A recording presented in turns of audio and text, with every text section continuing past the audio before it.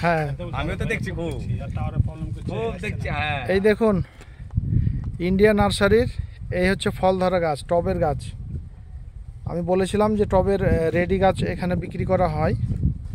এই দেখুন ফল কিভাবে ধরে আছে। আর এটা হচ্ছে রেডি গাছ, বাড়িতে নিয়ে গিয়ে আপনি ফল পেড়ে খেতে পারেন ডাইরেক্ট আপনার বাগান। এটা যাচ্ছে আমাদের পার্শ্ববর্তী আমাদের অঞ্চলের মধ্যেই, কাপাসডাঙ্গা।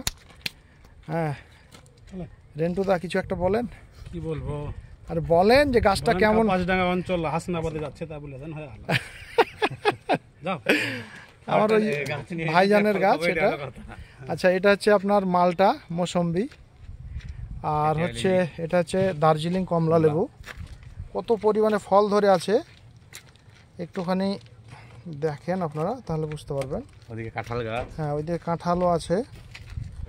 আমাদের টোটো নিয়ে এসছেন আমাদের দাদা, আমাদেরই খুব কাছের দাদা। বলেন আপনি কেমন লাগলো আপনার গাছগুলো দেখে? গাছগুলো দেখে খুব সুন্দর লেগেছে। আচ্ছা আচ্ছা, চয়েসটা কি করেছে বলতে হবে তো।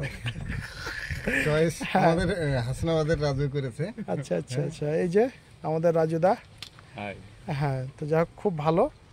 আর গাছগুলো সত্যি খুব সুন্দর, আর ফল প্রচুর। কমলা লেবুতে তো অন্তত 100-র উপরে ফল আছে। আর এটা হচ্ছে কাঁঠাল, এটাও কিন্তু মুচি আসতে লেগেছে। এই যে কাঁঠালের মুচি দেখতে পাচ্ছেন, এগুলো এবছরে কাঁঠাল কিন্তু ফলবে আমাদের টবের গাছে। যাক কেমন লাগলো আপনাদের? হ্যাঁ মুচি হয়েছে। আপনাদের কেমন লাগলো একটুখানি বলবেন। ওকে ধন্যবাদ।